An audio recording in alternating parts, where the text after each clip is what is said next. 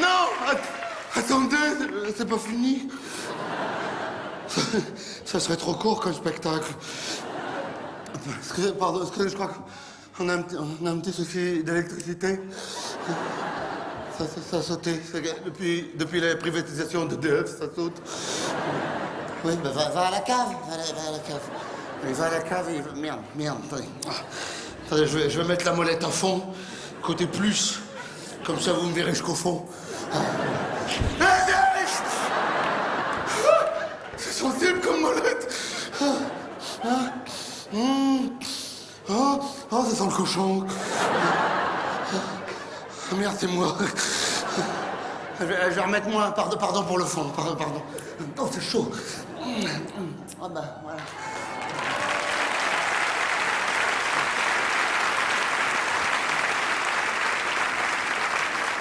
Merci, c'est gentil d'applaudir, mais c'est raté comme entrée. C'est nul, je suis rentré au briquet, c'est nul. Il est à l'Olympia, il rentre au briquet, c'est nul. Alors que normalement, on aurait dit... Oh, ma cuisse, quel con! Oh, je me suis tatoué Bic. Va falloir que je rajoute au canif Hachette, ça fera Bichette. Faut que ma femme accepte que je l'appelle Bichette. C'est bouillant, pardon, excusez-moi 2 secondes. Fabrice, oui, tiens. Oui, ta sauce est chaud. Toi aussi, ta femme s'appelle Bic. Pourquoi ça a sauté l'électricité, là? Pourquoi ça a sauté? Hein? C'est EDF? Ils ont coupé exprès, encore? Les salauds! Les salauds! Ah, je suis poursuivi par les agents d'EDF. Enfin, les agents secrets d'EDF.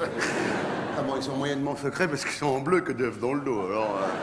Mais ils marchent comme ça. EDF, t'as EDF dans le dos? Ah bon? Ah merde.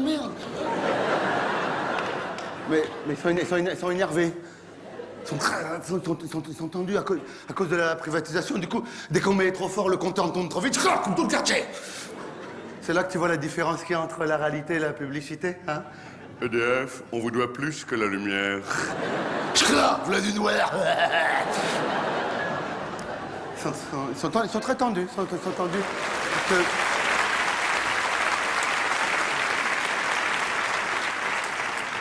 Applaudissez pas trop, ils vont couper chez vous. Hein. Non, c'est parce que ça n'a pas marché, la privatisation. C'est cassé la gueule, l'action. C'est cassé la gueule. Hein. Peut-être qu'il y en a qui en ont acheté, d'ailleurs, des actions d'EDF. Hein? On n'ose pas trop dire, hein. C'est la honte. Hein. Bah oui, parce que, en plus de payer des factures, vous perdez de l'argent. Non, c'est pas... Ouais, c'est pas facile.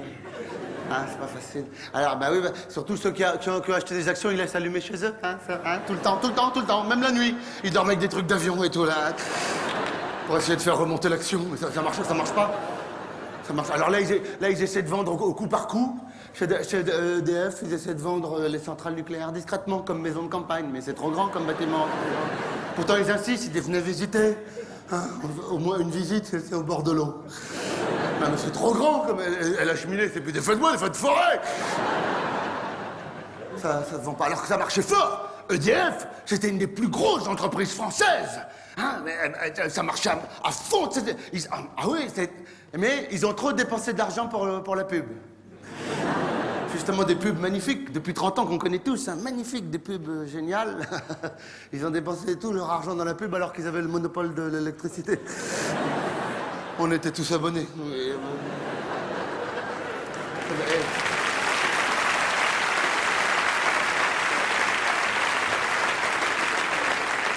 Faire de la pub alors qu'il n'y a pas de concurrence, faut être un peu con. Non, parce que c'est des décisions de grands patrons, ça.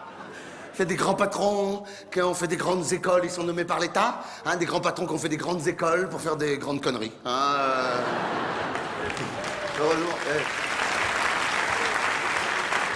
Heureusement qu'on a arrêté les études avant, nous, parce que... Alors, ils disent, si, il y avait un risque de concurrence, mais lequel, ils ne savent pas dire. Ils se rappellent plus. Alors, ils disent qu'il y a eu une étude qui a été faite il y a 30 ans qui prouvait que, oui, même si on était tous abonnés, il y avait un risque de concurrence. Mais ils ne retrouvent plus l'étude, du coup. peuvent pas dire qui c'est, mais je sais pas, peut-être ils ont eu peur, je sais pas, peut-être ils ont eu peur qu'on fasse pédaler la belle-mère dans le garage. Hein. À la place, peut-être qu'il y en a qui hésitent quand ils emménagent dans une nouvelle habitation, qui dit « Ah, chérie, qu'est-ce qu'on fait? On s'abonne à EDF ou on fait pédaler ta mère dans le garage ?» T'as raison, on va demander 2 devis.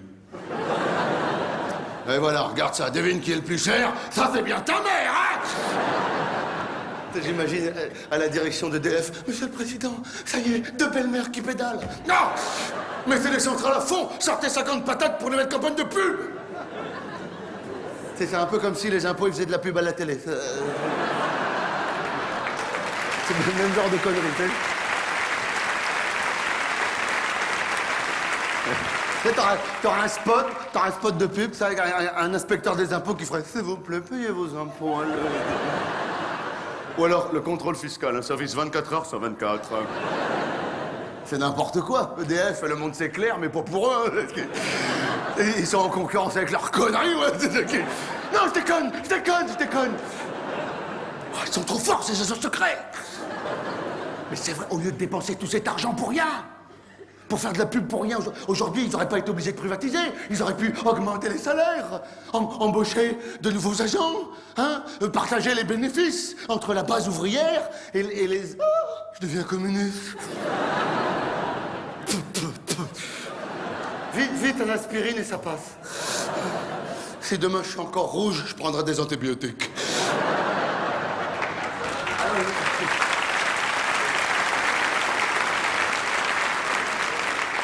Ah non, ils sont forts chez EDF, ils sont très très forts, mais ils sont pas aussi forts qu'à la Poste. La Poste!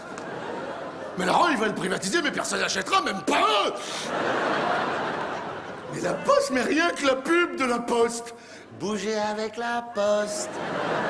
Ceux qui ont écrit cette pub, ils sont jamais allés à la Poste, hein. S'il y a bien un endroit sur Terre où ça bouge pas, c'est à la Poste, hein.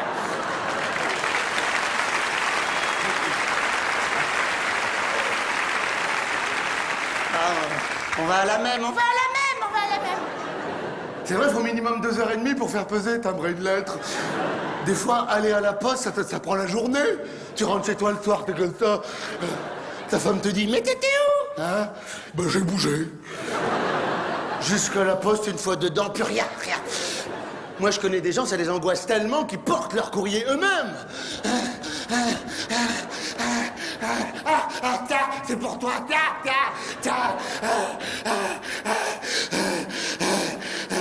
C'est une carte postale des vacances. J'y retourne, il reste 2 jours.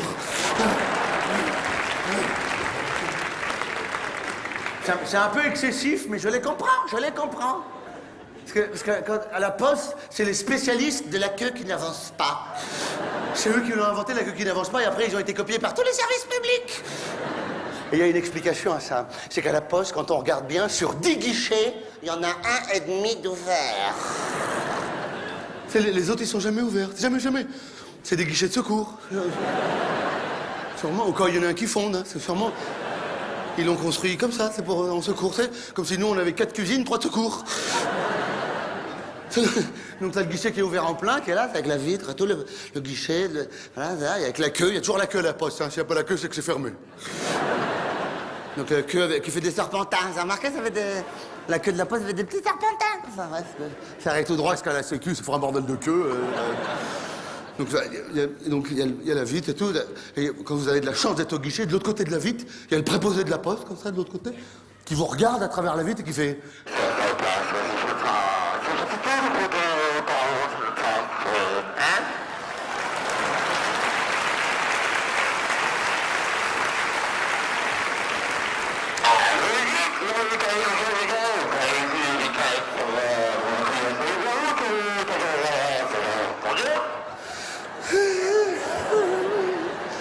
Oui, parce qu'ils ont des micros pour qu'on comprenne mieux.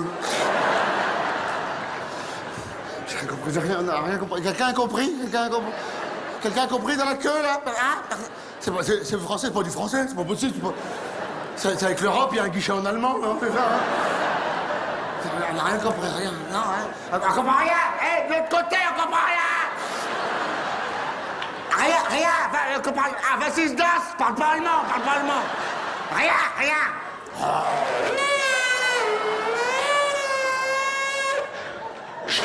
Vous êtes sourd ou quoi? Je viens de vous dire, c'est pas le bon formulaire.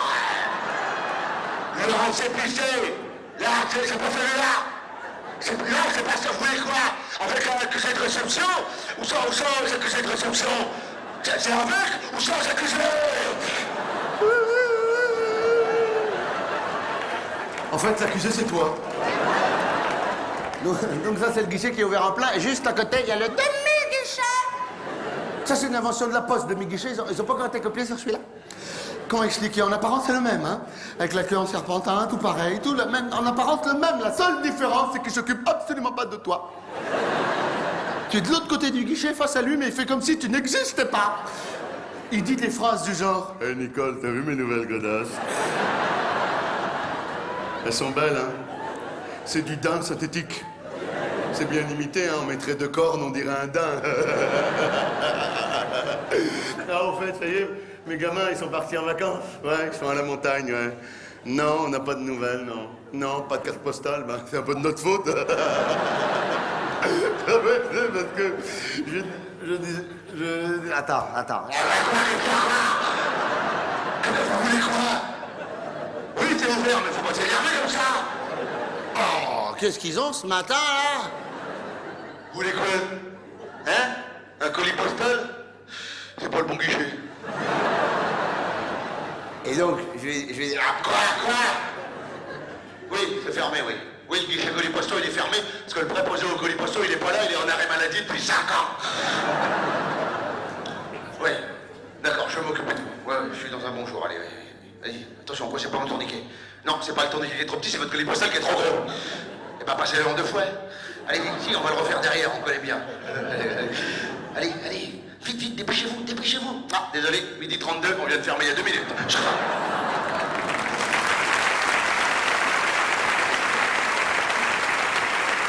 Terrible, la Poste, c'est terrible. Si tu commets un crime, c'est grave, hein. Tu commets un crime et tu te fais arrêter par la police, tu fais « C'est pas moi, j'étais à la Poste ». Ils te libèrent tout de suite, hein. La police, ils vont pas vérifier la Libye, ils veulent pas faire la queue. Mais il y a pire que ça, la Poste, il y a pire que ça. Il y a le retrait de recommandé. Ça, c'est une invention de vicieux, ça, le retrait de recommandé. Parce que quand on y réfléchit bien, à la Poste, le recommandé, il paye quelqu'un pour l'amener jusqu'à chez toi pendant les heures où tu travailles. Et comme t'es pas là, il repart avec. C'est pas une invention de vicieux, ça, hein? Et ils te laissent le petit papier jaune pisse à la place, hein? Où il n'y a rien d'indiqué. Juste qu'ils sont passés entre 11h05 et 11h06, mais tu n'étais pas là. C'est flippant, hein. C'est rarement pour dire je t'aime, à recommander, hein. Donc faut une organisation pour aller le récupérer. En plus, il y a un temps limite. Et en plus, ça prend plusieurs jours. C'est terrible, c'est très angoissant. Faut aller à la Poste dès le matin, à 8h avant d'aller bosser. Pour être sûr d'être en premier, tu rentres dans la Poste comme ça à 8h. Tu dis, oh, 10 personnes, c'est pas possible. C'est la queue d'hier soir ou quoi? C'est pas possible, ils ont couché là, c'est pas possible. Tu te mets au bout de la queue. Tu dis, bon, 8h, 10 personnes. 9h, je suis au guichet, 9h30, je suis au bureau. Ça va aller. Heureusement que je suis venu tôt. Hop, ça avance la queue. Ouais, ça avance, ça ralentit. Hop, ça avance. Hop, ça s'arrête. Hop, ça recule. C'est pas pourquoi. Hop, ça avance. La petite queue, attention, le virage. Attention, les petits serpentins. On n'a pas l'air con dans les petits serpentins, on n'a pas l'air con. Hop, 9h, t'es là. 1, 2, 3, 4, 5, 6, 7, 8 personnes. Oh. Plutôt 12h30 au bureau, là. C'est pas grave, j'irai pas bosser entre midi et 2, ça va aller. Hop, ça avance, ouais, ça avance. Ouais. Hop, 10h, t'es là. Il y a 6 personnes, mais tu comptes plus. T'as juste envie de pisser. Mais tu vas pas pisser, tu veux pas laisser ta place dans la queue. Puis surtout, t'as déjà vu des toilettes à la Poste? Il y en a, mais que pour eux, de l'autre côté de la vitre. Des vicieux, je vous dis, des vicieux. C'est pas grave, ça va passer, faut pas y penser, ça va passer. Je pisserai sur la route, en allant au bureau vers 13h30, comme ça, hop, à la portière pour gagner du temps, allez hop. On peut pas téléphoner au volant, peut-être on peut pisser. Pourvu que je me fasse pas flasher, c'est tout. C'est passé, je dois plus pisser, c'est passé. Je dois plus pisser. faut pas y penser. Voilà, hop, ça avance, la queue. Ouais, ça avance, ça avance. Hop, hop, hop, hop, hop, hop. 11 heures, t'es là. Ah, tu t'es pissé dessus. Ah, il te le faut, se recommander, il te le faut, il te le faut. Surtout que t'étais déjà passé la veille, mais t'avais oublié ta pièce d'identité. Tant pis, là, tu te pisses dessus, tant pis. D'un côté ou de l'autre pour les garçons, des deux pour les filles. Je suis souvent allé à la poste, si c'est pas grave, ça va sécher, ça va sécher, c'est pas grave. Pourvu que je sois au guichet avant midi et demi, sinon je me serais pissé dessus pour rien. C'est bon, ça avance, ouais, ça avance, ouais. Ah, attention, ça glisse. Et midi, t'es au guichet. Ouais, 4 heures pour faire 2 mètres, ça c'est de l'embouteillage. Oui, ah oui, c'est pour recommander. Oh, il me parle, c'est le bon guichet, Voilà, ma pièce d'identité. Voilà. Oui, c'est moi, c'est une vieille. Oui, c'est une vieille photo. C'est moi plus jeune. Si, c'est moi, si. Voilà, c'est moi, d'accord, voilà. Oh! Pouvez-vous dépêcher un petit peu, s'il vous plaît? Ça vous vous pressez, j'aimerais bien arriver à 17h au bureau. Que ceux qui partent me voient arriver pour pas être licencié, merci d'avance. Et à ce moment-là, le préposé de l'autre côté, il se lève comme ça avec ton avis, puis il part comme ça. Il part tout doucement comme ça. Il part derrière comme ça, il s'en va tout doucement au loin, il s'en va, il devient tout petit. Et il disparaît derrière pendant 30 minutes. Et pendant ce temps-là, il y a toute la queue qui te foudroie des regards comme ça. Parce que t'as demandé à recommander et eux, ils voulaient juste des timbres. C'est de les rassurants. Non, vous inquiétez pas, il revient. C'est bon, ça a bougé, il est encore vivant. Il monte ses nouvelles godasses, il revient. Ça va aller. Vous inquiétez pas. Effectivement, il revient au bout de 30 minutes. Il se met face à toi comme ça, puis il dit... Je ne trouve pas.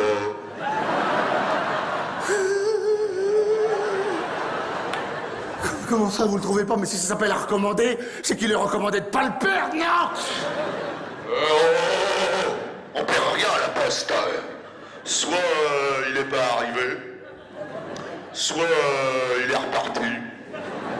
Ou alors ils sont en train de le déposer chez vous, puis vous êtes là.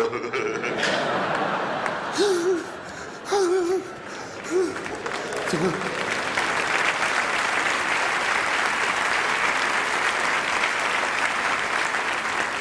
Tu rentres chez toi, t'es pas allé bosser. Ta femme te dit, c'est quoi le recommandé? Tu fais, je sais pas, par contre, je me suis pissé dessus pour rien. Et je leur ai laissé ma pièce d'identité. Mais il y a pire que ça, la poste, c'est encore pire que ça, il y a pire que ça. Il paraît qu'il y a des gens qui ont des comptes en banque à la poste. Des sadomaso. Il y en a. Ceux qui rigolent comme ça, c'est qu'ils en ont un, en général. C'est pas grave, n'aie pas honte. Sadomaso. Et ils sont au guichet au petit matin, tu vas te reconnaître. Au petit matin, quand il y a encore de la brume. Ils sortent de la brume comme ça, ils sont les premiers au guichet et ils ouvrent religieusement leur livret A. Et vous allez comprendre pourquoi ça s'appelle un livret A. Ils le passent comme ça, ils disent bonjour, je voudrais retirer 50 €, s'il vous plaît. Oh, fallait prévenir 48 heures avant.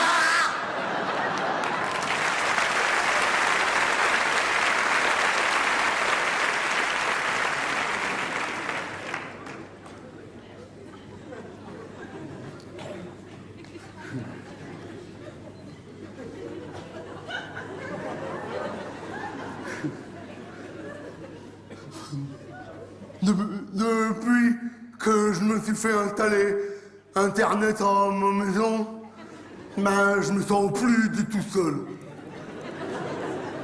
Non, au contraire, grâce à Internet, Eh ben, je suis en contact permanent avec toute la planète. quand t'as Internet, tu connais toute la planète. Bon, ça coûte cher. Bah. Faites gaffe, ça coûte cher. Mon ordinateur il était trop vieux. Mon Dieu, magasin il est trop vieux, il a plus de 2 ans, c'est trop vieux. Il est pas en USB, il faut du USB maintenant. Il est trop vieux. L'imprimante aussi était trop vieille, pas en USB, mais je l'ai pas changé, il était trop cher.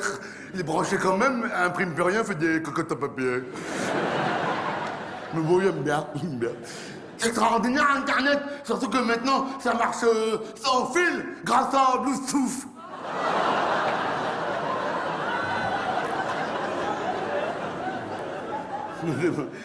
C'est pas moi. Non, c'est pas moi, c'est Bluetooth. Bah, t'as qu'à pas te mettre là, hein. T'as pas ramené ton kawaii? T'en aurais besoin. Parce que je vais le revenir. Parce que dans ce cas extraordinaire avec...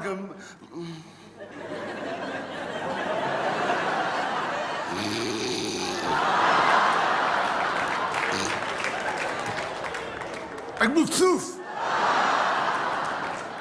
M'a dit merci. C'est que ça marche sans fil. Du coup, à n'importe quel endroit chez moi, là, même dans le jardin, eh ben je surfe. Même dans le jardin, je surfe. De plus en plus dans le monde entier, tout instant, de plus en plus chez moi, tout seul. Heureusement que j'ai une fiancée, hein. Irina, elle s'appelle ma fiancée sur wsalope.com. Elle a un site avec ses photos de famille. J'ai un peu peur de la rencontrer pour de vrai, ma belle famille, parce que dans leur maison, ils vivent tout le temps tout nus. J'ai un peu peur de les choquer avec tous mes habits. Non, ce qui est... Quoi? T'en as jamais, c'est ça?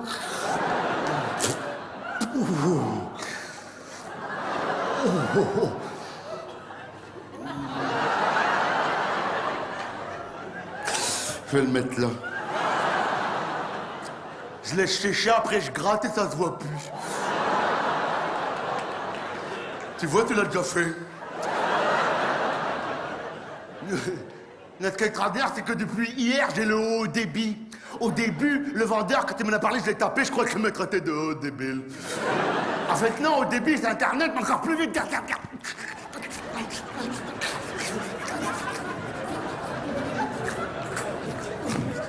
Ça va vite, hein?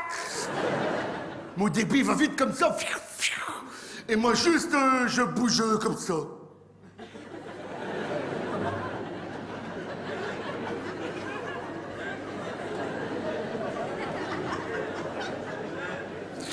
Et des fois, je vais au cabinet. Ce qui est extraordinaire avec Internet, c'est là que tu vois qu'on est 21e siècle. C'est qu'à n'importe quel endroit de la planète, à n'importe quel moment du jour ou de la nuit, mais en un seul clic, oh, t'achètes n'importe quoi. Et au même moment, de l'autre côté de la Terre, il y a un type comme moi qui, en un seul clic, il a vidé tout mon compte à banque. Et j'ai compris, Internet, c'est le haut débit bancaire. Et voilà.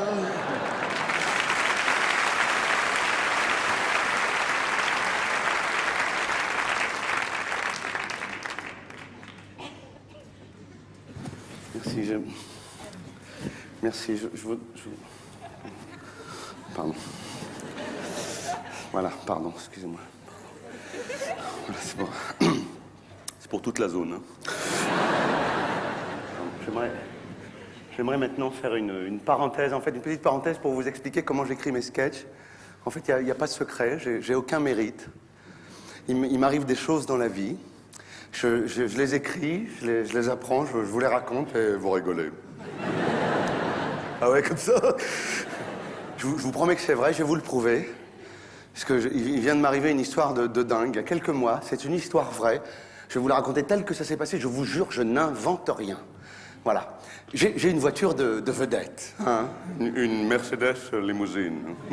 Ah, ça change de la Twingo d'avant. Hein. Ah, il y a une place à l'intérieur, c'est dingue. C'est même dur à chauffer tellement c'est grand dedans. Comme la Twingo est dur à chauffer, mais pour d'autres raisons. Ah. Donc voilà, j'étais donc dans ma voiture de vedette, hein, dans Paris. Je faisais un créneau, un très beau créneau, mais un créneau de Twingo, j'avais 4 mètres de voiture en trop. On change pas d'où on vient. Oh, ça a touché, non? Effectivement, j'avais défoncé le pare-choc dans un poteau parisien, qui n'a pas gueulé, c'est étonnant pour un poteau parisien. Et donc, dans ces cas-là, on n'appelle pas l'assureur, pourtant on est assuré pour ce genre de choses, mais à cause du malus, hein. Encore une invention de salaud, ça, le malus. C'est vrai, on paye tous ici des assurances, des fortunes. Et pourtant, dès qu'il y a un problème, on est les premiers à dire hey, on s'arrange comme ça, on n'appelle pas l'assurance, hein, on s'arrange entre nous. Hein. On n'appelle pas l'assurance. Oh. Ça a l'air stupide, mais ça l'est pas. Parce que par exemple, si la maison brûle, l'assureur vous dit « C'était des flammes bleues, fallait des jaunes. » Relisez votre contrat. Et c'est vrai, quand on lit le contrat et qu'on le signe, c'est pas marqué, c'est uniquement quand on le referme, hop, c'est écrit sur la tranche. Hein. Voilà, donc j'avais bien défoncé le pare-choc et tout. Dans ces cas-là, on va le faire réparer là où on a acheté la voiture, hein, au garage concessionnaire qui est à 2-3 km de là où on habite, maximum 10. Sauf que le mien, de concessionnaire Mercedes, il est à 250 km de Paris, chez Mercedes Tourcoing.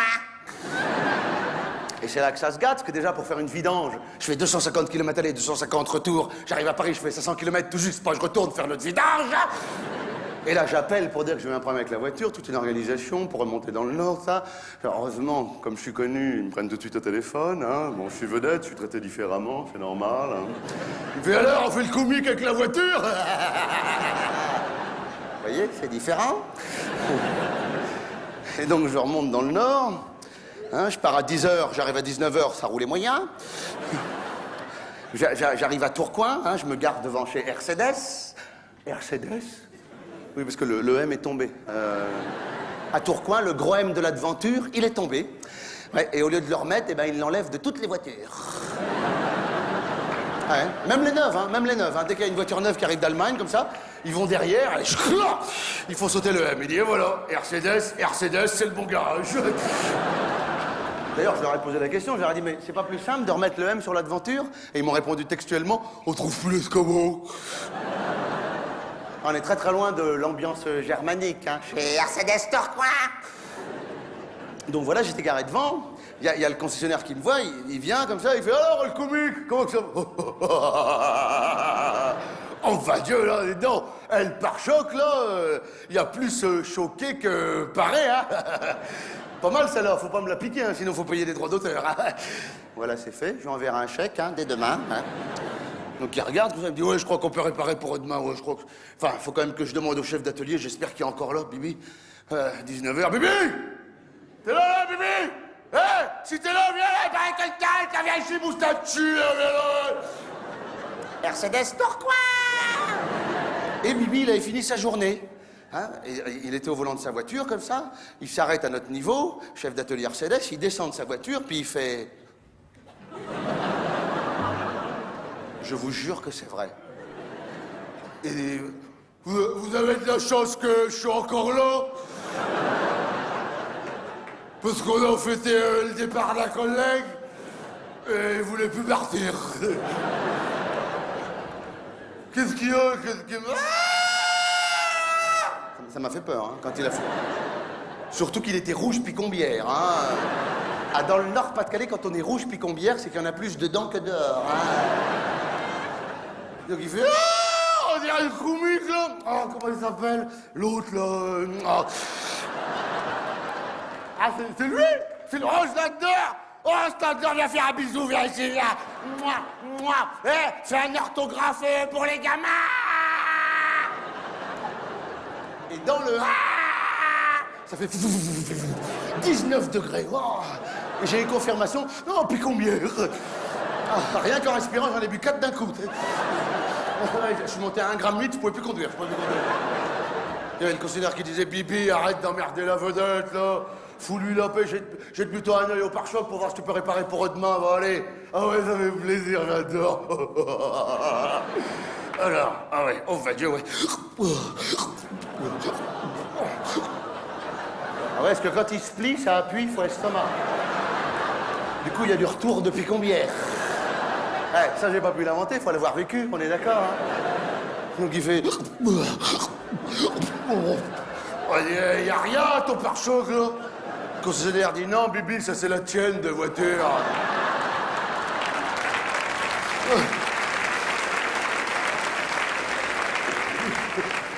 Ah, il me disait aussi, le comique, il roule dans une poubelle ou quoi? Ah ouais, on va, Dieu, dis donc.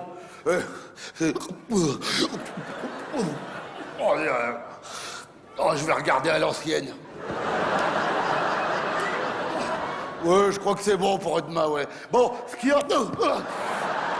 Ah, oh, va Dieu, mon cogné. Ah, quelle boubourse. Oh, va Dieu, ça fait du mot. Ah, non, j'ai pas vu la voiture. Ah, ça va, non, ça va, ça va. Ouf, Dieu, hein. Il n'y a pas marqué Mercedes, là. Ouf, Dieu. Alors, je reviens, je vais désaffecter avec du pico-bière. Ah bah, je n'ai plus, j'ai tout bu. Ah bah, j'ai qu'à désaffecter de l'intérieur.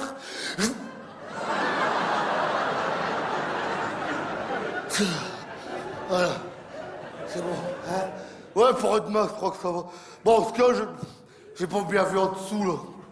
Par conscience professionnelle, faut que je vais la mettre sous le pont à l'atelier. Donne-moi les clés, le comique.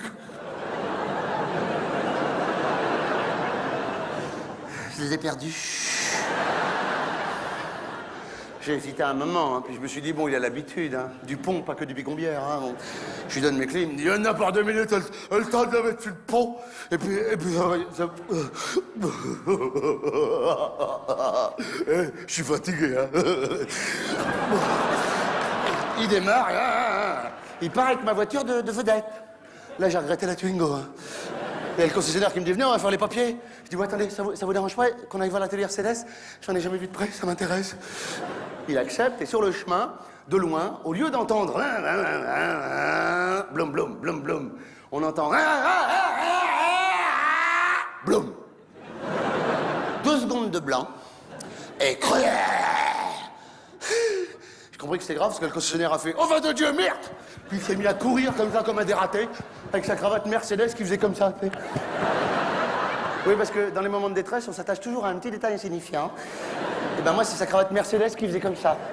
Enfin, sa cravate Mercedes qu'elle a mis du marqueur sur le M. Donc on arrive à l'atelier, comme ça, et Bibi, il avait pris le pont, au début, impeccable, de première roue impeccable, un peu vite, hein, un peu vite, hein. Impeccable, et après, ah, il a mis son clignotard. Il a tourné sur le pont. C'est une histoire vraie. Je sais pas, il a dû suivre un reste de GPS, je sais pas. Je vous jure, il a mis un coup de volant sur le pont à une allure folle. Il a tapé le rebord, comme ça, la voiture a fait un bond. Elle est retombée sur le pont, mais pas sur les roues. Il était de travers, il a tout arraché en seconde. Comme ça. Il a accéléré dans le vide, Bibi, sans comprendre. Il y avait le concessionnaire qui gueulait. Oh là de Dieu!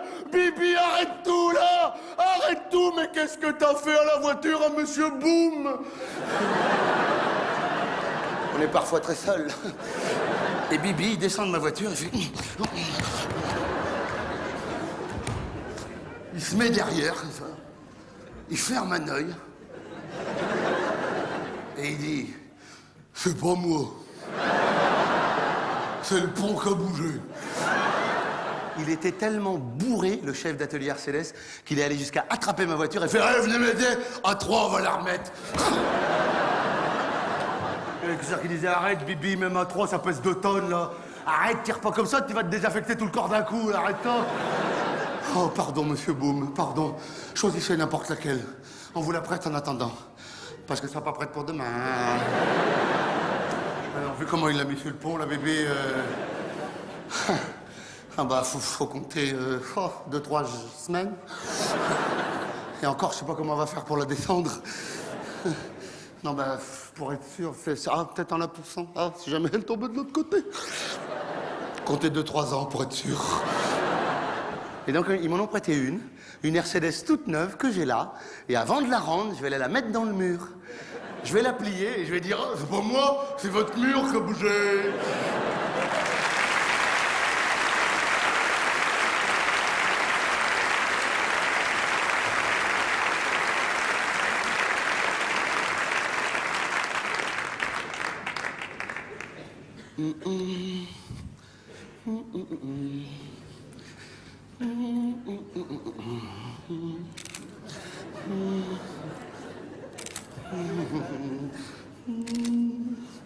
Moi, j'ai le droit.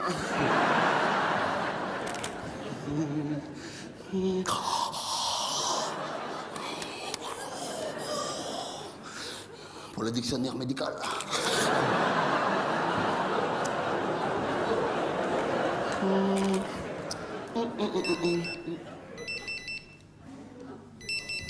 Oui, allô? Oui, ça va et toi? Hein? Ah merde, c'est aujourd'hui? Ah bah oui, merde, j'ai complètement oublié, oui. D'accord. Bah oui, je viens. Attends, quitte pas 2 secondes. Je regarde mon agenda. Si j'ai rien, je viens, d'accord? Quitte pas 2 secondes, hein. Quitte pas. Attends. Oui, quitte pas. Merde, j'avais complètement oublié.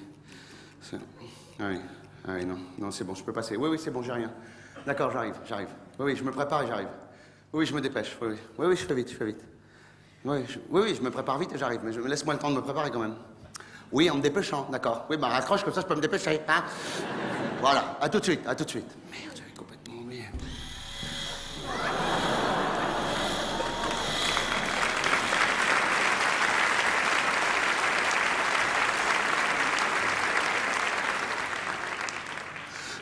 Il faut aider le Nord-Pas-de-Calais, s'il vous plaît. Je vous en supplie, aidez ma région. S'il vous plaît, il faut aider le Nord-Pas-de-Calais. Il y a des ch'timis dans la salle. On place les moins chers, évidemment. Ah non, il y en a devant? Il y en a devant, des ch'timis, au premier rang! Oh, des invitations. Faut aider le Nord-Pas-de-Calais, je vous en supplie. Aidez notre région. S'il vous plaît, l'été prochain, partez en vacances dans le Nord-Pas-de-Calais. C'est génial, vous verrez, juillet, août, il n'y a personne. Même nous, on s'en va.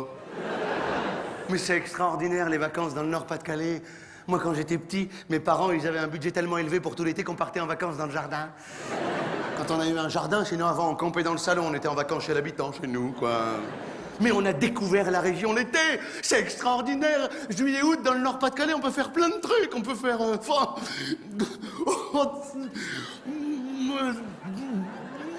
du bus. Oh, vous apprendrez à parler ch'timi.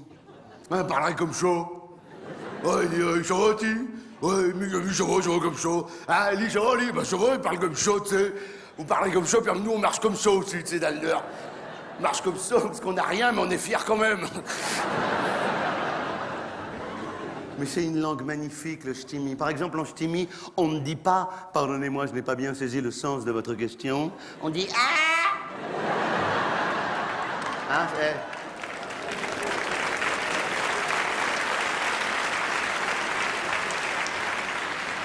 Sur le plan grammatical, c'est déjà les vacances, non? Hein? On vous appellera Bilout. Tout le monde s'appelle Bilout. Dans le Nord-Pas-de-Calais, c'est le surnom de tout le monde. Hein? Que c'est convivial, tout le monde se connaît. Tu fais « Oh, ça va, Bilout? Ouais, toi, Bilout, ça va? Ouais. Et Bilout, comment il va? Bah, c'est vrai, il sert bien que Bilout. Tant mieux pour Bilout et Bilout. » C'est convivial. Bilout, c'est du vieux ch'timi. Ça veut dire... ça veut rien dire. Ça veut dire petite quéquette. Mais c'est du vieux ch'timi, on sait plus, on regarde même plus. Hein. Bilout, en vieux ch'timi, c'est petite quéquette et Birout, c'est une grosse. Je vais vous dire pourquoi il n'y a pas beaucoup de touristes qui vont dans le Nord-Pas-de-Calais. C'est parce qu'il y a une seule agence de voyage qui a le courage de proposer le Nord-Pas-de-Calais. Et elle est à Tourcoing. À côté de chez Mercedes. C'est une agence de voyage. Ils ont le même installateur. Mais ils ont un produit phare. C'est un voyage inoubliable. Faites-le cet été, vous en rappellerez toute votre vie. C'est Tourcoing-Berck en autocar. C'est un visa pour l'aventure. Hein. Vous partez de Tourcoing-Centre, direction Berck. Vous descendez à Berck-Plage. Oui, il y a la mer à Berck. Il y a la mer à Berck. Vous n'en avez pas marre des mers bleu turquoise? Ça vous dit pas une belle mer gris-marron à perte de vue? Ah, gris-marron, mer de Nord, gris-marron. Notre mer, c'est la couleur naturelle, c'est Dieu, il l'a fait comme ça. Hein. Ah oui, c'est pas pollué, hein, c'est gris-marron. Moi, quand j'étais petit, j'ai toujours vu la mer gris-marron. La première fois que j'en ai vu une bleue à 20 ans, oh, ils ont mis du produit à chiottes dedans ou quoi? Oh.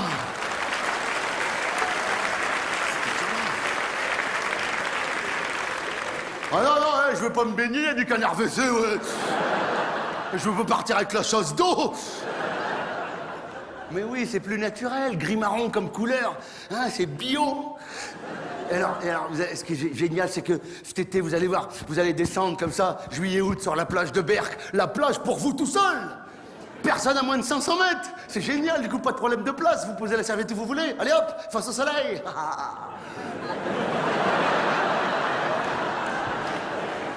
Bah, au début, vous la poserez surtout sur vos épaules, hein, la serviette.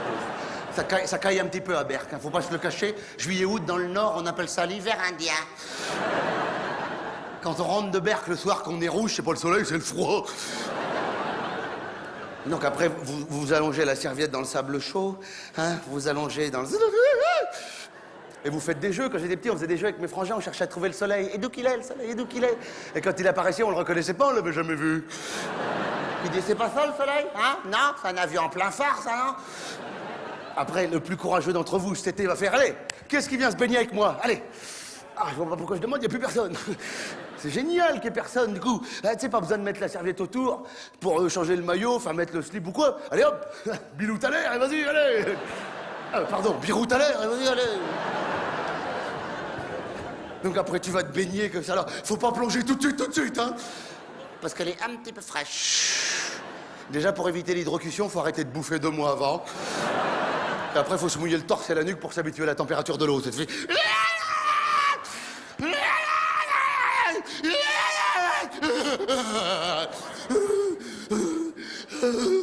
Ah, tu nageras déjà dans l'air, hein. Puis après, hop, t'iras te coucher avec de la fièvre. Vous allez connaître la fièvre du Nord-Pas-de-Calais. Non, je suis pas sympa avec ma région, c'est pas vrai. Il fait beau juillet-août, hein. Ah ouais, les ch'tis, il fait beau juillet-août. Bah ouais, au-dessus des nuages, c'est grand bleu, hein. Bon, fait peut-être pas super beau, mais il y a une chaleur humaine incroyable. Comme nulle part ailleurs. Mais oui, faut aller là-bas, vous allez être bien accueillis, tu sais. Ah, ça me manque de touristes. Je veux dire, une des villes où il y a le plus de touristes, c'est Paris, c'est ici. Ben, c'est sûr, c'est une belle ville, hein. Il y a des beaux monuments et tout. Mais le problème, c'est qu'il y a des Parisiens devant les monuments, c'est que ça. Ben, ça gâche le monument qui est derrière, hein, moi je dis. Mais ouais, pourquoi ils font la gueule dans une belle ville comme ça? Eh ben, vous savez quoi, les monuments, faut les mettre dans le Nord-Pas-de-Calais. Allez hop, allez. Ils seraient bien accueillis pour les visiter, en plus, ils seront lavés toute l'année. Mais oui, pourquoi ils font la gueule à Paris dans une belle ville? C'est que ça, c'est que ça. Tu sais, tu dis, dans la rue, tu dis bonjour à un Parisien, tu fais bonjour. Ah oui, c'est plus ce que ça veut dire, il le dit jamais.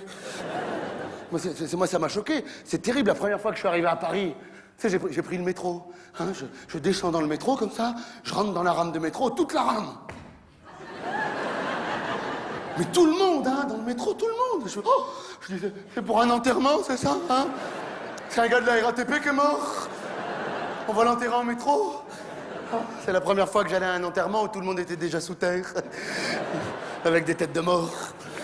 Ah, du coup, je suis sorti. Je me suis dit, je vais prendre un taxi, ça va être plus sympathique.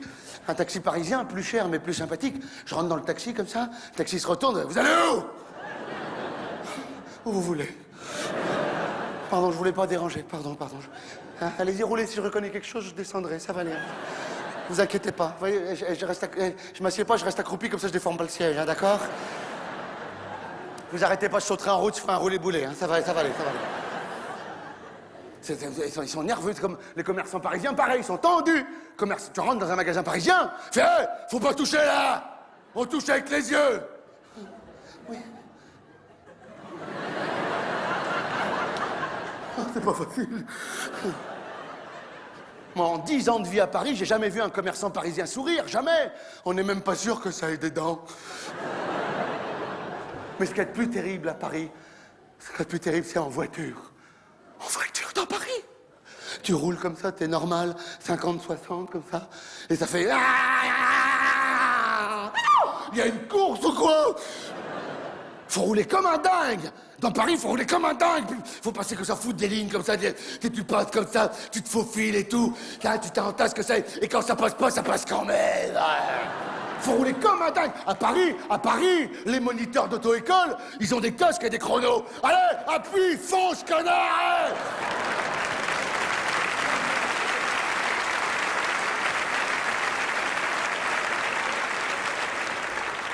Ça va à une vitesse, et ce qui va encore plus vite à Paris, c'est les PV. Ma première voiture, je l'ai vendue pour payer tous mes PV. Et ce qui va encore plus vite que les PV, à Paris, c'est la fourrière. La fourrière, à peine t'es mal garé, hop, ta voiture elle s'en va avec ta jambe dedans et tout. Ça va à une vitesse, la fourrière. Même les voleurs, ils se plaignent, ils peuvent plus travailler. Mais ce qu'il y a de plus terrible, en voiture dans Paris, c'est quand t'as trouvé une place, une bonne place, à 3 km de là où t'as rendez-vous. C'est quand tu reviens à ta voiture, tu récupères tous tes PV, comme ça. Tu montes dans ta voiture, et là, tu dois déboîter. C'est-à-dire que tu dois passer de 0 à 120 km/h en 2 secondes. Faut être concentré, faut être concentré, faut être concentré. Ah, tu fais une petite prière d'abord, tu fais une petite prière, la prière du déboîtage. Et après, faut y aller, faut y aller. Tu tournes un peu les roues pour pas trop défoncer la voiture garée devant. Puis il faut que tu te dépêches qu'il y a un Parisien qui a vu que t'étais monté dans ta voiture et il veut ta place comme s'il venait de l'acheter. Vous énervez pas, oui, j'y vais, vous calmez-vous, j'y vais. Oui, je m'en vais, me stressez pas, j'y vais. Il faut démarrer direct, la quatrième, voilà. Faut démarrer comme un dingue. Faut surtout pas faire freiner un Parisien en déboîtant d'une place, hein. Tu fais ralentir un Parisien en déboîtant d'une place, mais il devient double dingue. Il te poursuit dans Paris que ça. Il te colle le cul, fait des appels de phare, il klaxonne. Il n'en peut plus, il t'en veut à mort. Il te poursuit dans tout Paris, il sait plus où il va, il sait plus comment il s'appelle. Il se transforme petit à petit.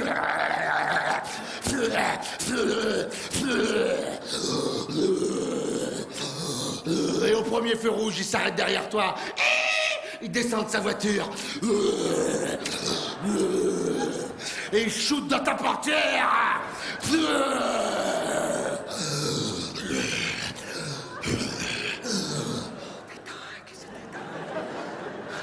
C'était dingue. Mais je vais vous dire, même moi encore aujourd'hui, j'ai peur. Mais oui, quand je suis au feu rouge, arrêté au feu rouge devant, en premier. En pole position. Pourquoi j'ai pas crié le feu? Pourquoi j'ai pas crié le feu? Ça va aller, calme-toi, ça va aller, calme-toi. Ça va bien se passer, concentre-toi, regarde pas derrière. Oh, il y a 400 voitures derrière. Avec 400 Parisiens, un par voiture. Avec 400 doigts dont 800 narines. Avec 1600 crottes de nez à faire sécher sous le siège. Ça va aller. Oh, la première, c'est bon, c'est là. La deuxième, c'est... Mais je connais, tu connais, ça arrête, tu connais. L'accélérateur, d'accord, pas le frein. Oh, faut absolument que je fasse enlever cette pédale. Les roues sont droites, impeccable. C'est bon. Le feu, j'oublie le principal, j'oublie le feu. Faut rester dessus, sur le feu, faut le regarder comme ça. Faut pas le quitter des yeux, faut attendre qu'il passe au vert, comme ça. Faut même pas cligner des yeux des fois qu'il passe au vert quand tu clignes.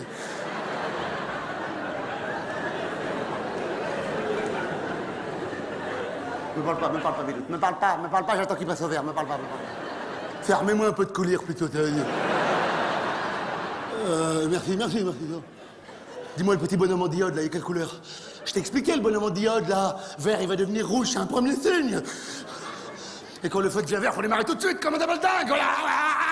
Même s'il y a des piétons qui finissent de traverser, t'en fous, tu les écrases. Même si c'est embouteillé 5 mètres plus loin, que la route est complètement bouchée, tu piles au dernier moment, au milieu du carrefour, pour bien bloquer le carrefour.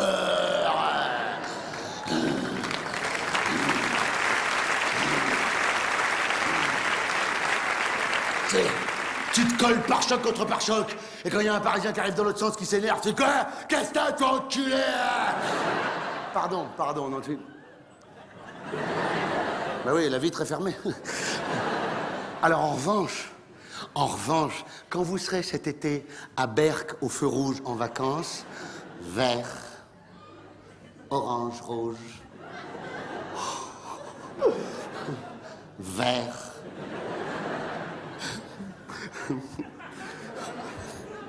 orange, rouge, vert. Au bout de 8-10 vert, orange, rouge, il y a un ch'timi, un berquois, qui va arriver jusqu'à la portière, comme ça, il va faire... bonjour. Excusez-moi, ça fait plusieurs fois qu'il est passé au vert, hein? Et puis bon, bah, il y a que 3 couleurs.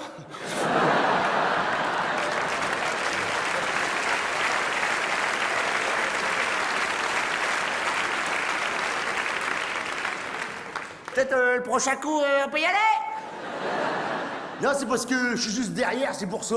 Mais c'est pas grave, j'ai coupé le moteur. Merci, Bilout. Ah, j'adore.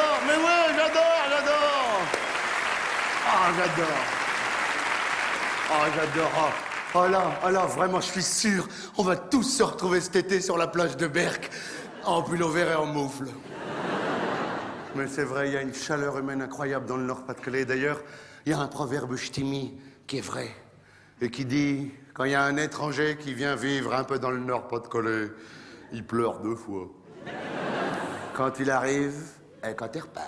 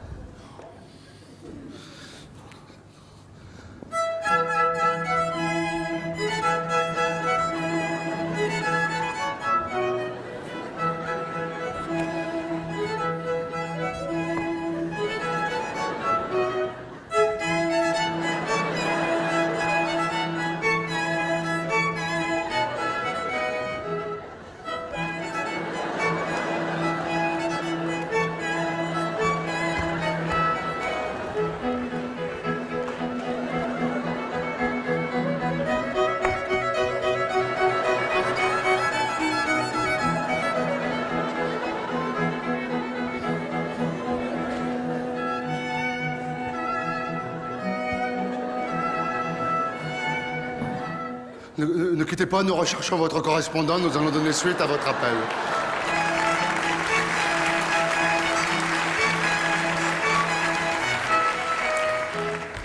Please stay on the line, we are trying to connect you as soon as possible.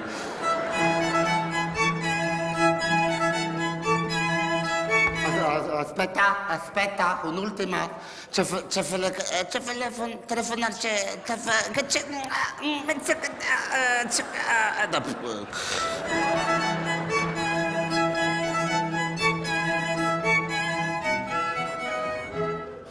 Agarimado.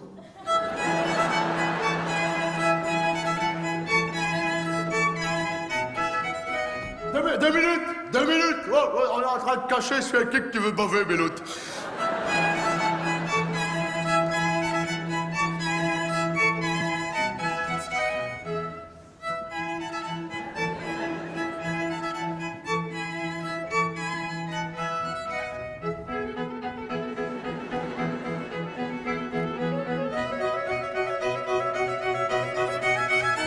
C'est bon les gars, ça y est, c'est bon. C'est bon les gars, c'est bon. Ça y est, c'est bon, ça y est. Ça y est, c'est bon, c'est bon, C'est bon, il a raccroché.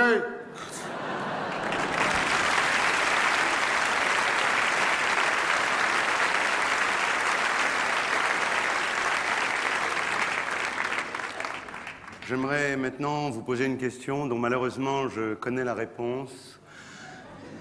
Qui ici a lu une fois dans sa vie un mode d'emploi en entier? Voilà, personne. Ben oui, on lit pas les modes d'emploi, hein? Alors qu'il y a des auteurs de modes d'emploi. Hein, vous y pensez pas, ça? Non, hein? D'accord, ce ne sont pas de grands écrivains, mais ce sont de vrais auteurs qui passent leur vie à comprendre le fonctionnement d'un appareil, à le décrire, à bien nous expliquer. Ils poussent le bouchon parfois jusqu'à faire des petits croquis pour qu'on comprenne mieux. Hein. Rien que pour nous. Et nous, qu'est-ce qu'on fait? On lit la première page de mise en route rapide, et après on touche à tous les boutons, et si ça marche pas, on s'énerve tout seul, là!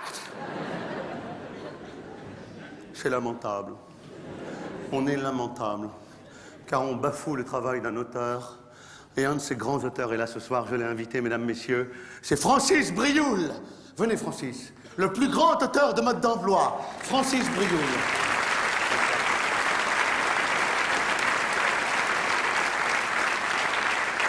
« 60 ans de mode d'emploi.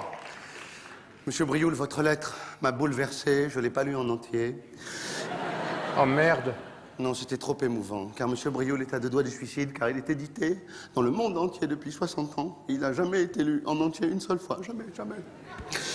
Et Monsieur Brioul vient d'écrire un ouvrage magnifique qui s'intitule « Le Siemens HF 5626 micro-ondes ».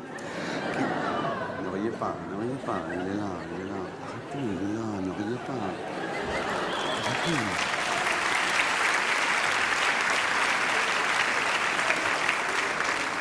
Parce qu'il rit du sketch d'avant qui n'a pas marché, c'est pour ça. Monsieur Brioul, cet ouvrage, ce livre magnifique, sort en parallèle d'un micro-ondes. Mais on va surtout se concentrer sur l'ouvrage. Alors, vous avez eu le courage, j'ai remarqué, de le traduire en 5 langues dans le même volume. Pour essayer d'être lu... Chut, chut, arrête.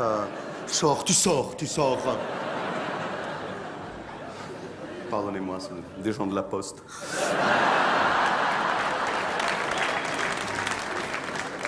Donc, pour essayer d'être lu le plus possible à travers le monde, vous l'avez traduit en 5 langues dans le même volume, mais malheureusement, personne ne vous a jamais lu en entier, c'est ça? Non. Quand j'écrivais des notices de médicaments, là, les gens me lisaient en entier parce qu'ils avaient peur des effets secondaires. Mais depuis que je suis dans l'électroménager, c'est fini, je suis plus lu. C'est terrible. Monsieur Brioul, vous avez bien fait de m'écrire, car ce soir, ça va. Ce soir, pour la première fois à l'Olympia, pour le public et pour vous, je vais lire votre dernier mode d'emploi en entier. Oh, merci, Dany, merci du fond du cœur. Je vous en prie, on va y aller parce que c'est un peu long quand même. On va y aller. Très bien, nous allons d'abord nous plonger dans l'univers de Monsieur Brioul en lisant pour commencer Démarrage rapide, qui est un petit peu le résumé de son ouvrage. Je vais le lire en entier, hein. Si vous voulez aller pisser, c'est maintenant. Micro-ondes Siemens HF 5626, démarrage rapide. Chapitre 1, Grand A, petit A, petit A. branchez la prise du micro-ondes sur le secteur.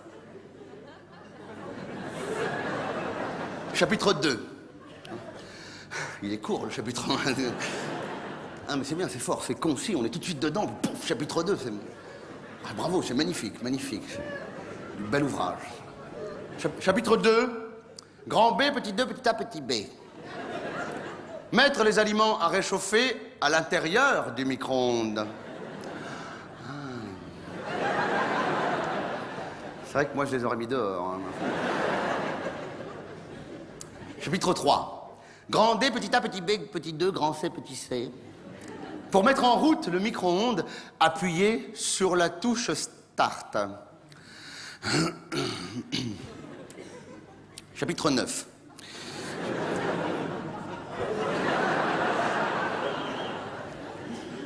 Grand E, petit E, grand A, petit B, petit P. Au cas où le micro-ondes ne se met pas en route... Oh, il y a du suspense!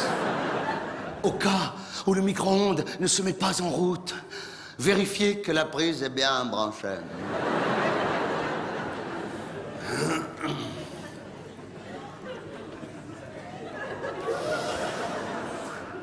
Bon, ça démarre un peu mou quand même. Hein. Ah, vous trouvez? Excusez-moi, je me permets une petite critique, mais c'est vrai que quand vous écrivez, regardez, pour mettre en route, appuyez sur la touche Start, on n'est pas des couillons. Hein, Ah oui, on sait bien qu'il faut appuyer sur la touche Start, c'est pas étonnant que ça tombe des mains, votre bouquin, là. Non, mais l'important, c'est d'être clair, de bien tout expliquer. Oui, c'est vrai, il a raison, c'est vrai, bravo. Bravo pour ce magnifique ouvrage. Merci, Monsieur Brioul, merci.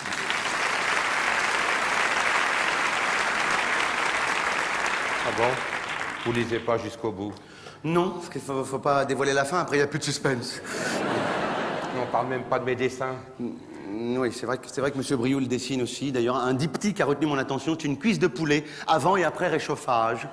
Sur le croquis... Ne riez pas, on perd du temps, ne riez pas, s'il vous plaît.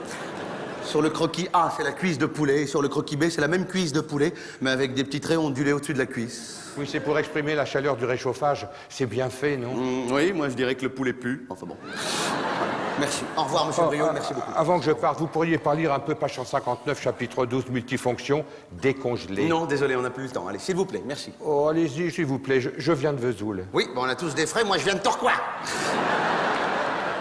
Bon, écoutez. Bon, d'accord, je lis un paragraphe et après vous partez, d'accord? D'accord. C'est à vous de partir, c'est pas au public. Chapitre 12, multifonction, c'est ça? Oui. Décongelé, c'est Oui. ça Samantha appuya sur la touche multifonction de son micro-ondes, tout en écartant délicatement les cuisses.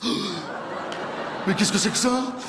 Bah, comme après la 3e page, tout le monde se fout de ce que j'écris, du coup, j'ai un petit peu laissé aller mon imagination, mais personne s'en est jamais aperçu. Le corps nu, à peine éclairé par l'ampoule intégrée 20 watts du micro-ondes. Samantha susurra, vite, décongèle-moi le cul. Non, s'il vous plaît, non, ne l'encouragez pas, s'il vous plaît. Monsieur Brioul, mais c'est du porno, là. Non, vous verriez la version allemande, c'est beaucoup plus hard. Allez-y, lisez-la. Non, on lira la version allemande un autre jour. Allez, attendez, sortez. avant que je parte, j'aimerais lire un autre de mes modes Non. d'emploi qui sort sur le rasoir Braun. Ultra Speed, vous verrez, c'est fin comme une nouvelle, c'est très Monsieur réussi. Brioul, je sens, partez, monsieur Brioul. Grâce au rasoir Braun Ultra Speed, Jennifer baissa sa culotte et se rasa la touffe tout en disant... Oh, il y a même des dessins. Mais oui. Sécurité.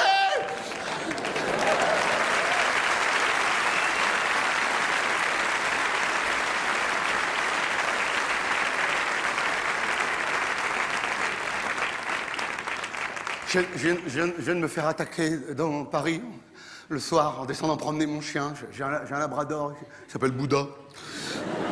Et je descends le promener tous les soirs, je descends le promener, je le sors, quoi. Et j'étais au téléphone, c'est de plus en plus fréquent, on m'a volé mon portable à l'arraché. Même pas eu le temps de raccrocher, de dire au revoir, rien. J'ai envoyé un SMS, toi qui m'as volé mon portable, merci de raccrocher, j'ai un tout petit forfait. En plus, mon chien, il m'a pas défendu du tout, alors que j'étais descendu pour lui. Bah oui, c'est pas moi qui fais les caca dehors. Hein. Il m'a pas défendu. Alors, c'est les labradors, ça défend pas. Enfin, si. Faut être honnête, il a un petit peu défendu quand même. À un moment, il a regardé l'agresseur comme ça, puis il a fait... Ça fait peur, hein? Mais ça l'a déprimé, hein. Bouddha, ça l'a rendu dépressif de pas savoir me défendre correctement. J'ai senti, parce que dès le lendemain, il faisait caca dedans. Donc j'ai dû le faire dresser. Je lui ai fait faire 1 mois de stage intensif dans un centre de dressage pour chiens d'attaque. Et le dresseur, en attendant, il m'a prêté un pitbull.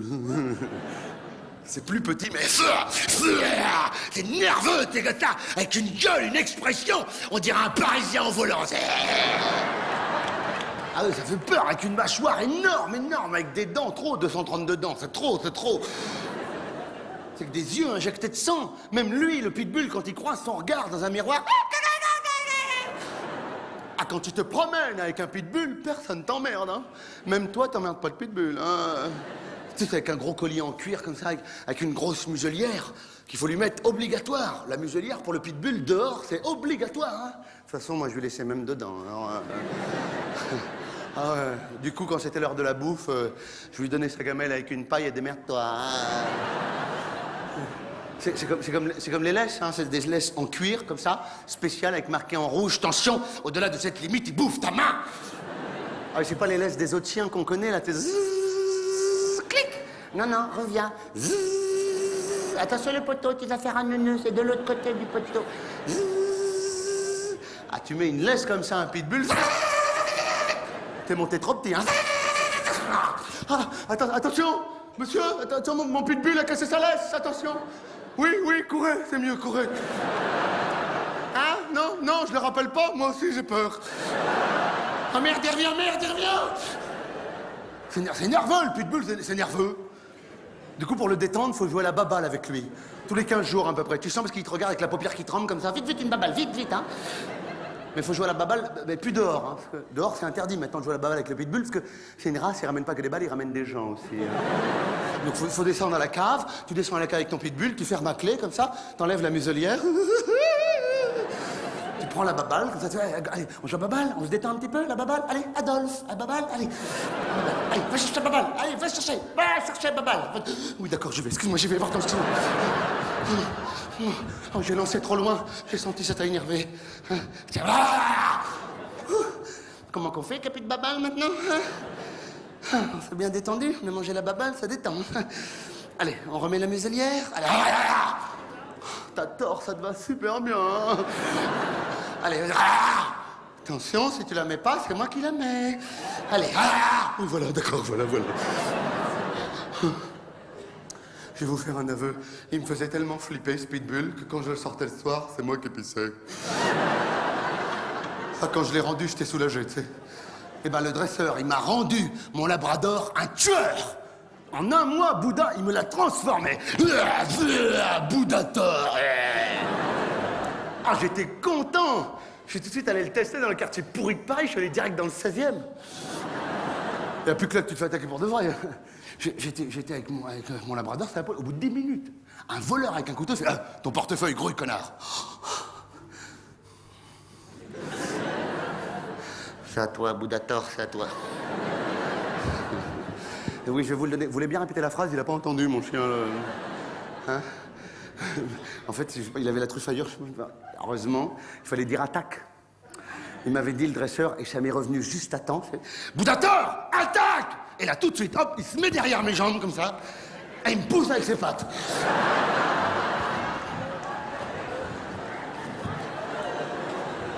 Ça a fait peur sur toi, moi. Hein?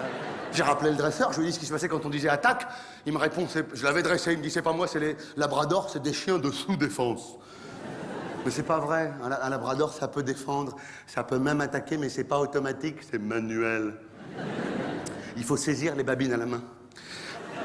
Tu les retournes à la main, tout simplement. Tu fais, oh attention, il monte ses dents, c'est pas bon signe. Hein. C'est qu'il va attaquer mon chien, il monte ses dents. Hein. Bon, ça colle un petit peu, mais enfin bon. Il va attaquer. Tu pourrais grogner, au moins ça m'aiderait. Même pas, faut faire ventriloque. Oh, il a grogné. Ah oui, quand il grogne, c'est pas bon signe. Il va bondir, sauvez-vous, je peux plus le tenir. Mais il n'y a aucun voleur qui peut te croire, parce que tout du long, il y a la queue de ton labrador qui fait comme ça.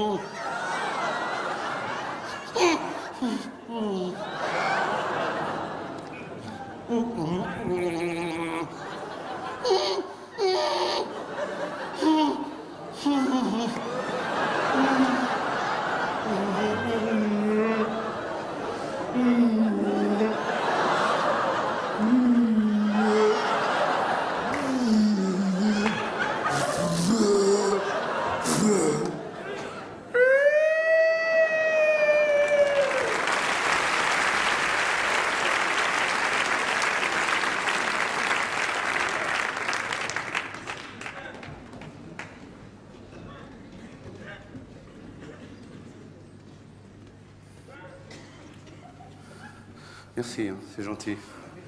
Je vous aiderais bien, mais je peux pas, je suis vedette. Quand t'es vedette, tu peux plus faire des trucs comme ça. Hein. Tu peux plus t'habiller comme ça non plus. Non,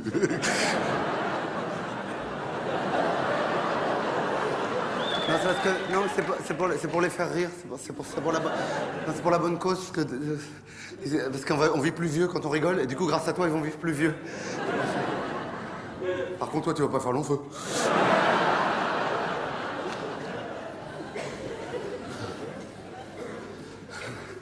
Non, c'est vrai, comme quand t'es vedette, tu peux plus faire ça. Tu peux bouger les pianos, tu peux plus aller à la poste, c'est fini, moi je veux plus à la poste.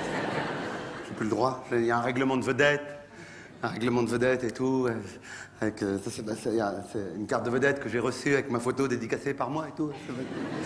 C'est très strict. Et là, j'essaie de passer la carte de star. C'est pas facile, pas facile. Carte de star. Là, j'avais un examen l'année dernière au Festival de Cannes. J'avais un saccage de chambre d'hôtel. Et je l'ai raté parce que j'ai nettoyé, j'ai eu 0. Je l'ai nettoyé comme un couillon. J'avais pas bien compris l'énoncé. Et là, j'ai un examen de drogue, donc je peux me rattraper. Le week-end prochain, un examen de drogue. Drogue dure, hein. Pour être star, c'est drogue dure. Ça me fait un peu flipper parce que ça me rend malade, la drogue, mais bon, je suis obligé de le faire. C'est COEF 5, hein, quand même. Hein.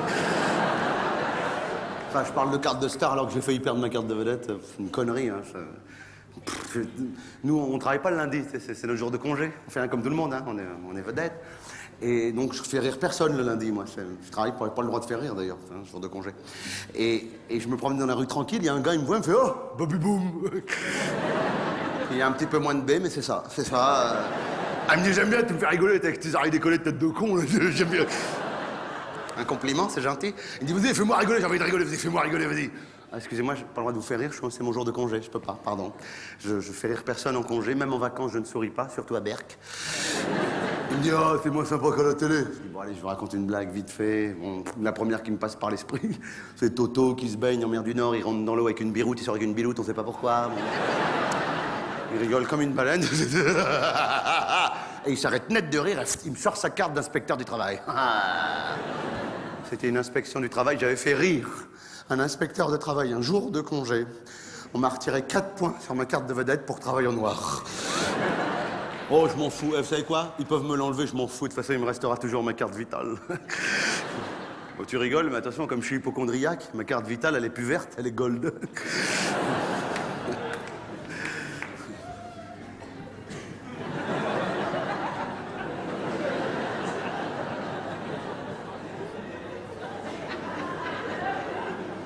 L'interrupteur, il est sous mon cul.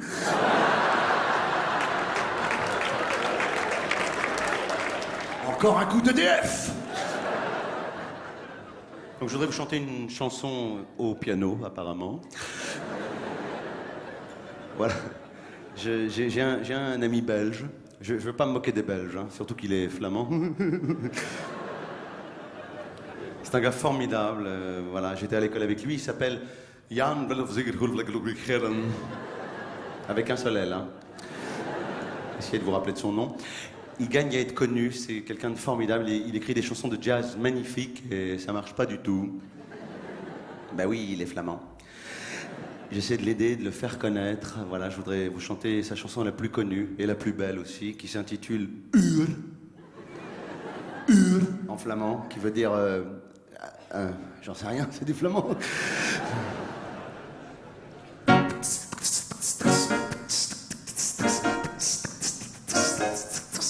C'est pas du flamand, c'est de la batterie, hein. C'est de la batterie de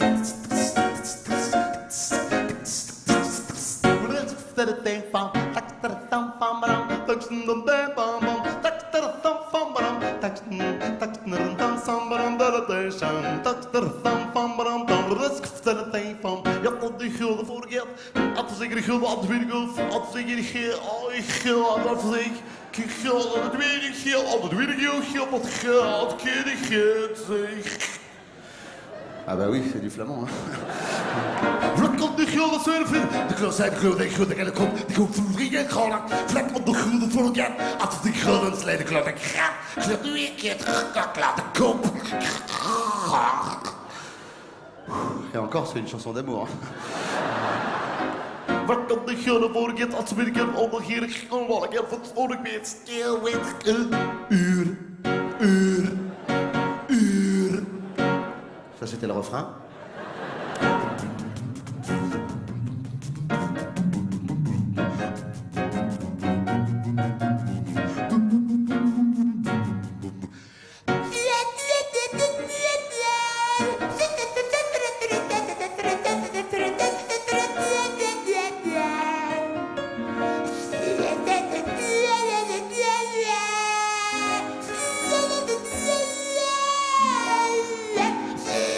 Yeah.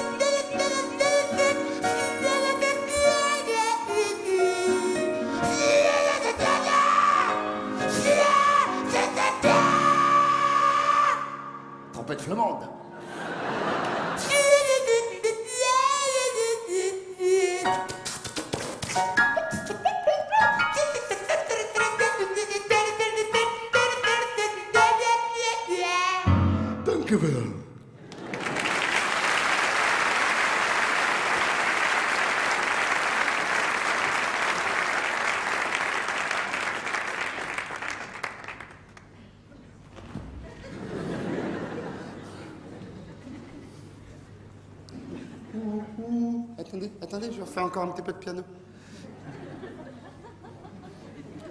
J'ai fait signe, hein, pourtant, mais bon, j'ai pas signe. Oh, puis non. C'est ça, être vedette. Excusez, hein, d'accord? Pardon, hein. Surtout le costaud, là. Hein, celui qui a plus de cheveux. Pardon. C'est connerie. Je sortirai avec vous. J'aimerais savoir, maintenant, si tout comme moi, vous faites partie des traumatisés du Kawaii.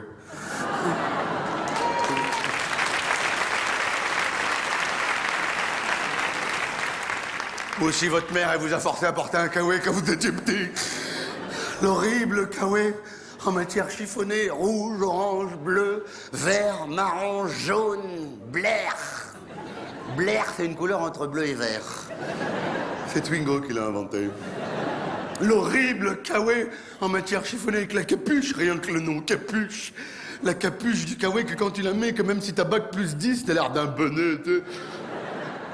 Mais qui c'est qui l'a inventé, ce Kawaii? Faut l'enfermer, ce type-là! Je le connais pas, l'inventeur du Kawaii, mais ce que je sais, c'est qu'il avait pas de cou, hein. L'inventeur du Kawaii, il avait pas de cou. Il avait la tête et direct les épaules. Il était comme ça. Ah bah ouais, parce que quand tu tournes la tête en Kawaii, la tête, elle tourne et pas la capuche. Tu sais, il pleut. Tu mets ton Kawaii comme ça, tu mets ta capuche et tout. Hein, t'es bien, puis d'un seul coup, on t'appelle à gauche. Hé, Dani? Ouais, quoi?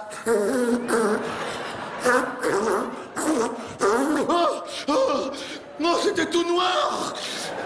Et je pouvais plus respirer. Oh, ça va, Dani? Hein? Oh, m'appelle plus. Ne m'appelle plus. Ou mets-toi devant.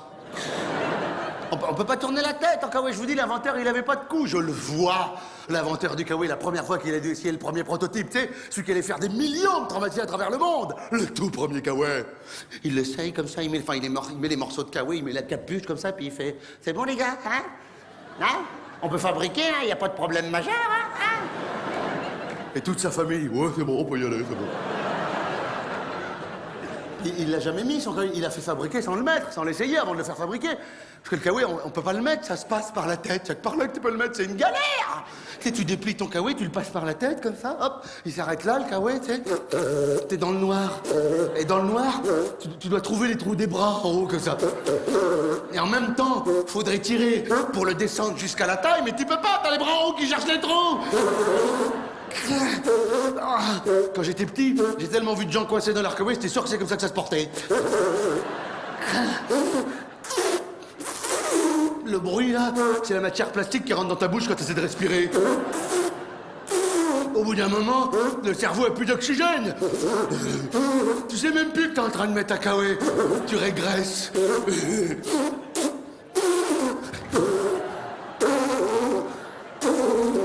Et quand on te retrouve, t'es à moitié mort. C'est très dangereux, en fait, faut être deux pour mettre la Kawaii. Minimum deux. Toi et un pompier.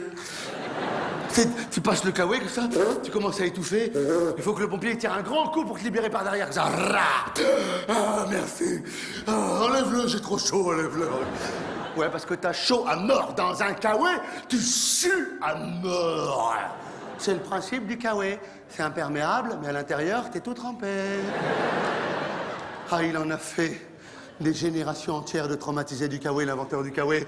On a tous eu un premier rendez-vous amoureux. Quelques gouttes de pluie. Maman qui dit, mais mets ton Kawaii. C'est bon, maman, il pleut pas. C'est bon. Eh ben, prends-le, au cas où il pleut. Et tu te retrouves à ton rendez-vous amoureux avec une grosse boule, là, comme ça, qui ballotte. Et deux élastiques multicolores. Va faire une conquête amoureuse avec deux élastiques multicolores et une grosse boule, là, comme ça. Salut, ça va? Non, n'aie pas peur, c'est mon Kawaii, la grosse boule, c'est mon Kawaii. C'est mon Kawaii, n'aie pas peur. Reviens, je vais te montrer. Reviens, je vais te montrer, reviens. C'est mon Kawaii. Je me rappelle quand on était petits, les benets, les babaches, comme on dit dans le Nord, ils la mettaient devant, la grosse boule. Et nous, pour avoir la classe, on la mettait dans le dos. En fait, on était babaches, mais de dos. C'est justement dans cette boule, d'ailleurs, c'est dans cette boule que se crée la matière si spécifique au Kawaii, le chiffonnet du Kawaii. Parce que pour des raisons pratiques, le Kawaii se range dans sa propre poche de devant, retourné tout tassé à mort dedans. C'est génial, comme rangement, c'est un coup de génie. D'ailleurs, moi, depuis, dans mon dressing, tous mes costumes sont rangés dans leur poche. Hein. Quand je pars en voyage, c'est qu'un sac de boules de costumes. Hein. Un jour, j'en ai eu marre, j'en pouvais plus. Adolescent, j'ai voulu avoir la grande classe en kawaii. À 16 ans, je l'ai repassé. Ça se repasse pas, un kawaii. Ça fond. Et chez un fer à repasser par kawaii repassé, j'étais comme ça. Oh, génial, il est plus chiffonné, je vais avoir la classe, génial. Oh, il est grand, mon kawaii, dis donc. Mais c'est quelle taille, ça? Ça faisait des fils comme ça. J'avais bousillé la table, le fer, le kawaii, tout. Ma mère, elle était tellement énervée que pour me punir, elle m'a forcé à le porter comme ça. Je me suis retrouvé avec deux élastiques comme ça, et un multicolore et un gros chewing-gum dur. Comme ça. Et ça traînait par terre avec la fermeture éclair qui faisait des étincelles derrière. Comme ça. Ouais, bah tu rigoles, mais je suis resté 2 ans tout seul. Tiens, parlons-en de la fermeture éclair. Je vois pas pourquoi il y a éclair dans le nom. C'est pas du tout éclair comme fermeture. Parce que quand il pleut plus, tu ranges ton kawaii dans sa poche. Normalement, faut attendre 2-3 heures qu'il sèche, sinon ça moisit dedans, mais c'est un détail, c'est un détail.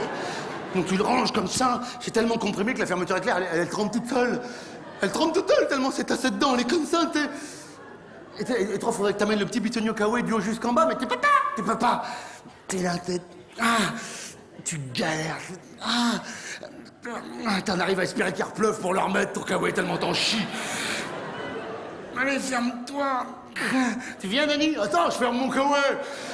Faut le fermer, hein. Surtout ne jamais le mettre autour de la taille avec la fermeture éclair ouverte. Hein. Sinon, au bout d'un moment, il y a la manche qui sort toute seule, comme ça. Alors là, pour fonder une famille, tu changes de pays, hein. Donc là, tu détruis les doigts, tout rouge avec marqué Waika. Incrusté dans la peau, je l'ai encore, tiens, Waika. Et quand par miracle, t'arrives enfin à fermer ton kawaii, ouais, tu peux plus jamais l'ouvrir. Parce qu'à tous les coups, t'as coincé le dos du kawaii dans la fermeture éclair. Alors là, tu peux le jeter, ton Waika, ou l'ouvrir par le dessous, à l'aide d'un nouveau fer à repasser. Ça s'ouvre comme ça, avec un côté pincé, l'autre côté fondu, le tout chiffonné. La très grande classe, hein. Enfin, on rigole, mais le kawaii peut s'avérer très dangereux. Ouais. Je sais qu'on s'est tous retrouvés un jour en kawaii sous la pluie, à vélo. Un vélo en kawaii. Ah, tu pédales comme un dératé pour vite rentrer chez toi. Ah, parce que ton kawaii s'arrête là. Ah, t'as tout le bas qui est trempé. T'as tout le bas trempé froid, tout le haut trempé chaud. T'es presque dans ta rue. Tu mets ton bras pour tourner dans ta rue, tu tournes la tête pour voir s'il n'y a pas de voiture. Oh, tu peux pas tourner la tête alors que tu as fait un tour de pâté de maison. Tu dis, mais comment je vais faire pour tourner dans ma rue, voir s'il n'y a pas de voiture? Comment... Tu peux pas. Alors, il y a 2 solutions. Soit tu tournes tout, la tête, le kawaii, la capuche, le vélo, tout. Et s'il y a une voiture, hop, tu reviens ça. Hein.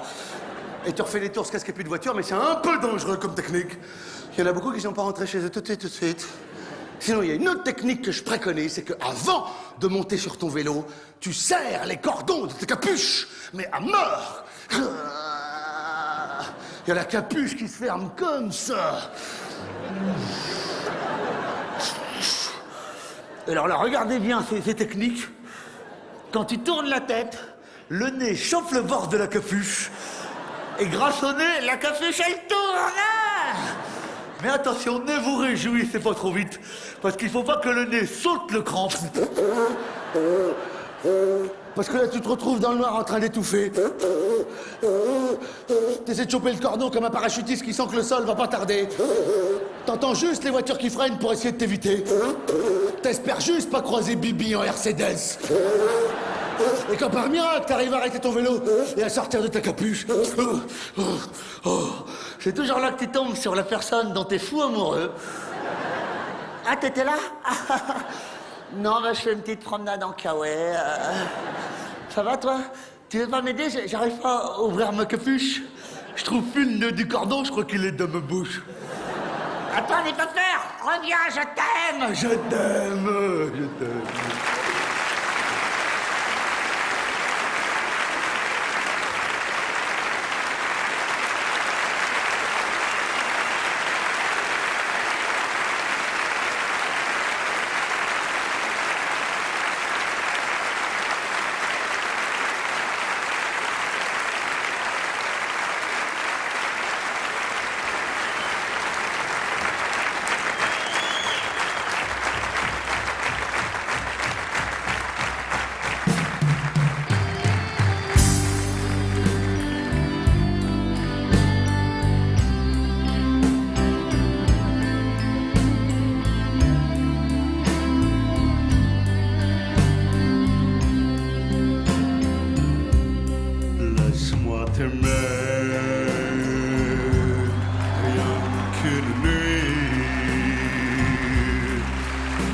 Laisse-moi rien qu'une nuit faire avec toi le plus beau, le plus grand voyage. Oh oui, si tu le veux, une hirondelle fin mon printemps dans l'autre sens. Mon ciel, oh descends-moi. Non, non, je prends ta main, alors je sens que dans l'autre sens, dans l'autre sens, dans l'autre sens, j'ai chaud.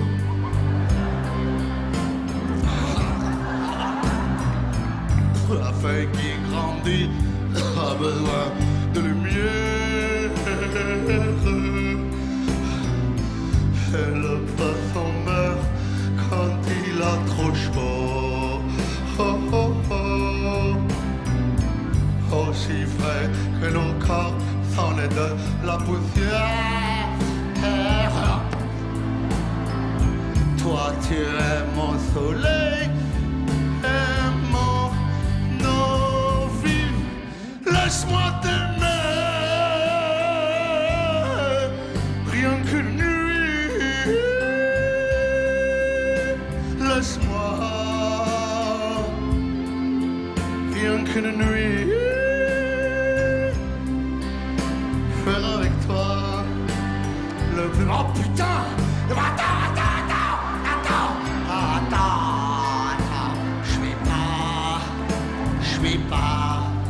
je suis pas décroché. Laisse-moi t'aimer. Laisse-moi. Laisse-moi te licencier. Faire avec toi du mou. Donne-moi du mou. Du mou. Du mou. Donne-moi du mou. Du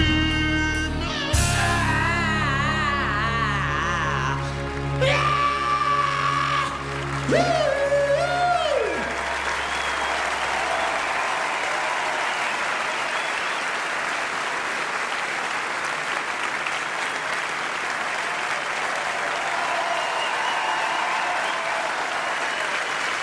Merci beaucoup.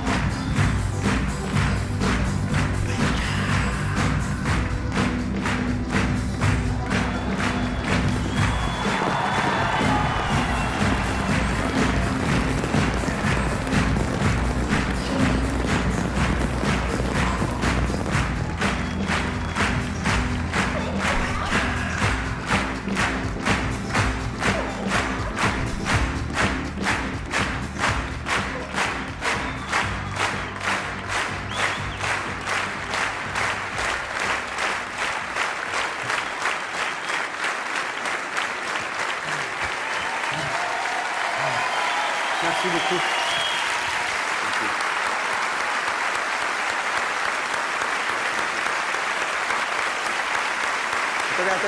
Attendez. À moi. Bravo. Merci beaucoup.